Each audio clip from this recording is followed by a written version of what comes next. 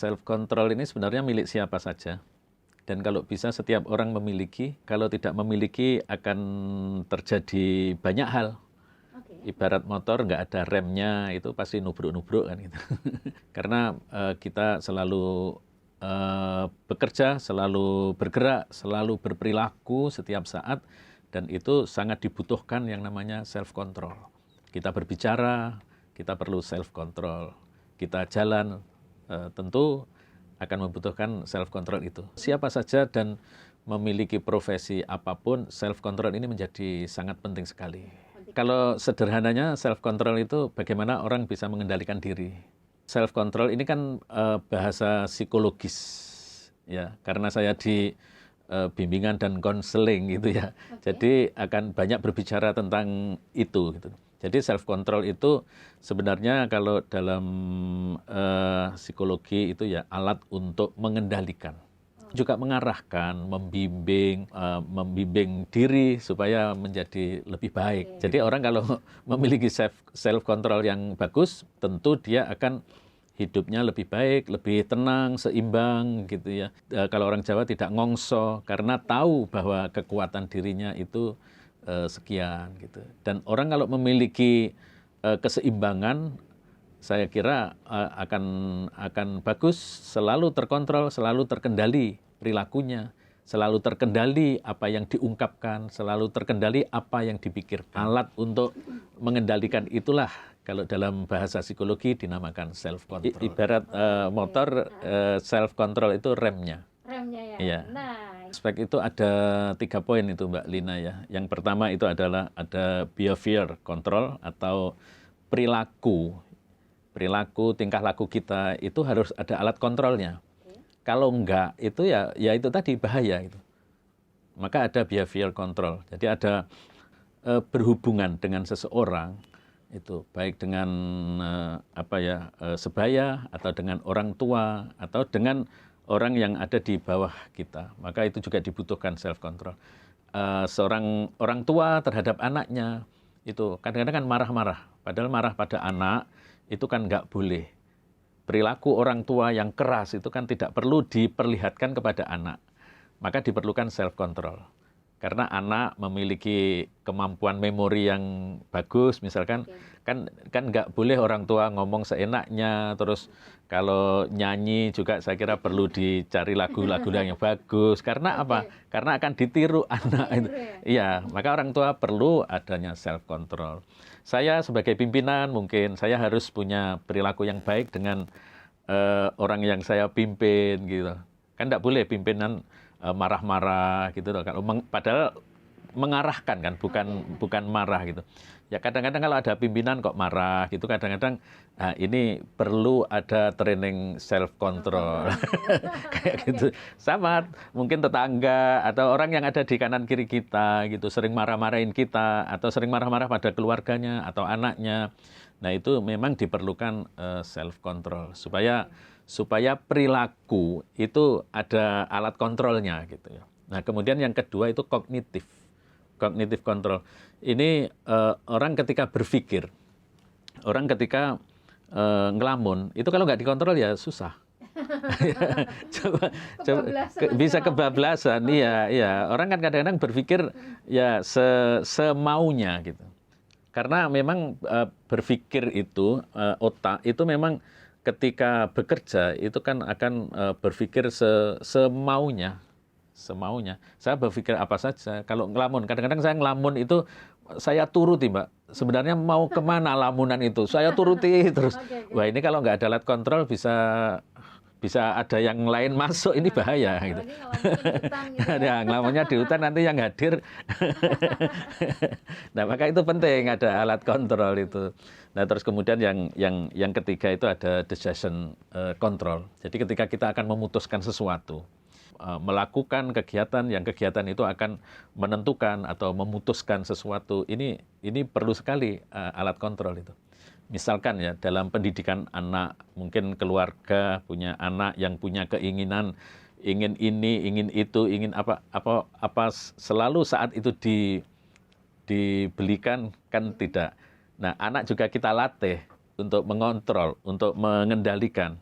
Mungkin kalau hari ini sudah beli sesuatu mainan misalkan, ya mungkin besok, mungkin lusa, ini masih nabung dulu. Jadi bahasa kontrol untuk memutuskan supaya kita keputusan itu betul-betul maksimal dan sesuai dengan harapan, saya kira diperlukan, yaitu yang namanya self control itu. Kita itu diberi rizki oleh Tuhan, itu ada otak dan ada hati, Mbak Lina ya. Kalau otak itu fungsinya mengacu nafsu, Mbak. Kalau hati fungsinya itu mengendalikan nafsu. Kalau otak itu intelektual, itu tugasnya adalah mengacu keinginan-keinginan. Ingin ini, ingin itu, ingin pergi kemana, ingin berlibur ke luar negeri, atau ingin beli mobil, rumah. Tapi kalau kita nggak punya duit, yang ngontrol siapa? Hati akan bicara. Sebentar, kita belum punya duit. Punya tugas masing-masing gitu ya. Nah, hati tugasnya adalah mengendalikan nafsu. Kalau otak tugasnya mengacu nafsu. Maka dari itu, kalau antara otak dan hati tidak seimbang, atau antara intelektual dan emosional itu tidak seimbang, ini yang terjadi ya itu tadi. Bahaya, nabrak-nabrak juga. Dalam sebuah hadis itu ada berbunyi begini, Mbak Lina ya. Kam min so'imin laisalahu min siyamihi ilal ju' wal atos. Banyak loh orang yang melakukan puasa tetapi tidak mendapatkan apa-apa kecuali hanya lapar dan dahaga. Nah, kenapa seperti itu? Saat itu Kanjeng Nabi ditanya oleh sahabatnya itu, jawabnya itu lam yada' qaulan.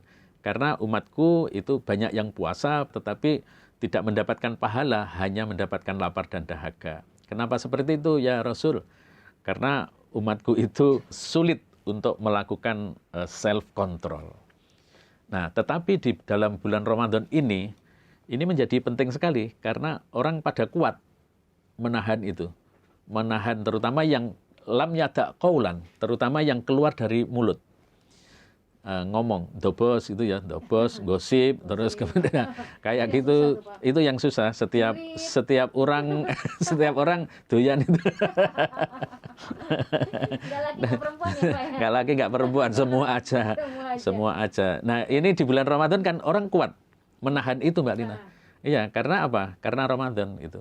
Nah, maka ini menjadi urgen banget, menjadi penting banget apabila self control itu dimiliki oleh seseorang. Apalagi kalau di 11 bulan di luar bulan Ramadan.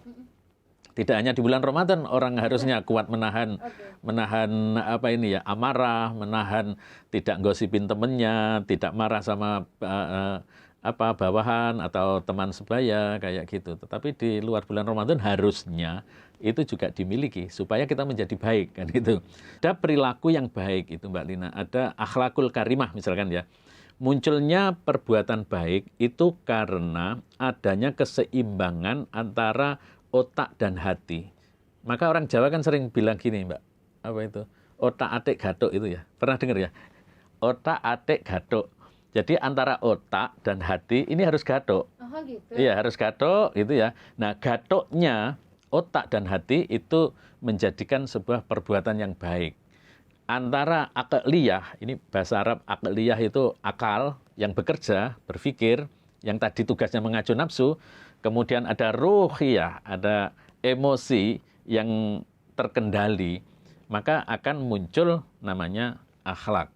Tapi akhlakul yang karimah yaitu akhlak yang bagus. Saya contohkan saja ya, misalkan, kenapa koruptor itu melakukan korupsi? Itu nggak mungkin loh koruptor itu ketika menandatangani rupiah itu kemudian bismillah niat ingsun muga-muga berkah dapat harta sekian, tidak mungkin. Kalau dia mengucapkan bismillahirrahmanirrahim nawaitu niat ingsun, maka korupsinya batal, nggak jadi. Karena alat kontrolnya dipakai. Karena terkendali oleh agama gitu. Karena agama itu kan urusan hati, dan self control itu kan ada di dalam hati kita yang bisa mengendalikan perilaku. Ya itu kita. Tadi, jadi alat kontrolnya dimanfaatkan. Kadang-kadang gini Mbak Lina, kita punya motor gitu ya, punya motor. Ini kalau orang sering marah, biasanya dipacu oleh nafsu amarah. gitu. Dan itu kaitannya dengan otak. Misalkan gini, kalau tetangga bisa beli gini, masa saya nggak bisa? Saya harus bisa, harus bisa. Itu bagus.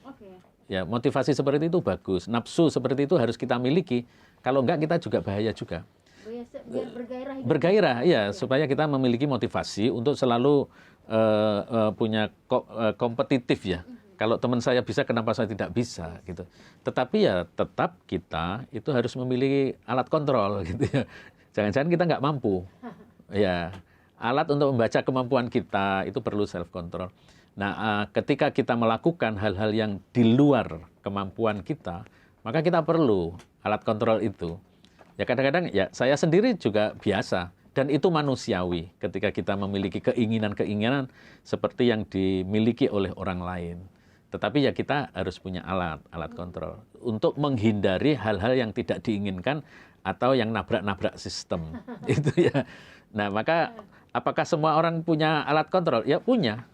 Punya alat kontrol. Cuman itu kan kadang-kadang alat kontrol itu kan kita punya rem kan ada. Pak, kok saya remnya bagus, cakram, tapi kok masih nabrak tembok ya? Nah, itu bisa jadi cara ngeremnya atau tidak direm kan gitu. Nah itu, atau memang remnya blong. Nah kalau remnya blong kan bisa dibawa ke bengkel. Bengkelnya ya Ramadan ini, kita membengkelkan itu. Nah ini waktunya ganti kampas atau ganti cakram, atau waktunya hanya membersihkan karena remnya kotor gitu, sehingga tidak bisa makan, tidak bisa cepat ngerem kayak gitu. Nah di Ramadan inilah kesempatan kita, diberi kesempatan dalam 1 bulan itu untuk menata rem, bersihkan rem kita supaya kita nanti di 11 bulan akan berkompetisi dengan hebat selama 11 bulan. Nah, alat kontrolnya ada, remnya juga cakram gitu ya. Supaya nanti kalau jalannya nanti kan mungkin tahun depan 2024 ini jalan terjal, nanjak, naik turun, belak-belok, Pak. Kan tahun politik kan? Nah, tahun politik ini kalau remnya nanti tidak enggak cakram, nanti kita harus hati-hati. Jadi ya memang penting, Mbak. Saya kira gini, kalau Mbak Lina beli motor di toko, motor yang bagus, motor 2023 lah itu ya. Kan mesti gasnya itu bagus sekali. Tapi kalau tanpa rem, kan nggak mau gitu. Ya, nah yang paling bagus itu kan karena gasnya juga bisa gaspol gitu ya. Tetapi remnya kan harus juga cakram. Iya. Sekarang banyak orang yang mendapatkan kedudukan yang bagus, tetapi ketika menyalahgunakan untuk kesempatan cari hal-hal yang dilarang oleh agama, maka ini berarti tidak memfungsikan self controlnya. Kan itu banyak sekali. Kenapa banyak orang melakukan korupsi, kenapa banyak orang melakukan hal-hal yang melanggar itu? Atau yang paling anak muda, misalkan anak muda rekreasi di tempat yang bagus tetapi meninggalkan sholat, itu berarti self controlnya juga kurang itu. Karena dia sudah menikmati keindahan sehingga kewajiban dilanggar. Nah, itu berarti kan menabrak sistem. Norma-norma ditabrak, itu berarti bukan tidak tahu. Kalau tidak tahu itu mungkin bisa diberitahu ya. Kalau tidak tahu, oh ini salah jalur mas, oh ini tidak ada tanda-tanda rambu-rambu, nah mungkin dimakfu atau dimaafkan gitu ya. Tetapi kalau sudah tahu ada norma agama tapi dilanggar, berarti ini kan bukan berarti tidak punya rem, tetapi punya rem, bisa jadi remnya nggak diinjek, nggak diinjek. Gitu.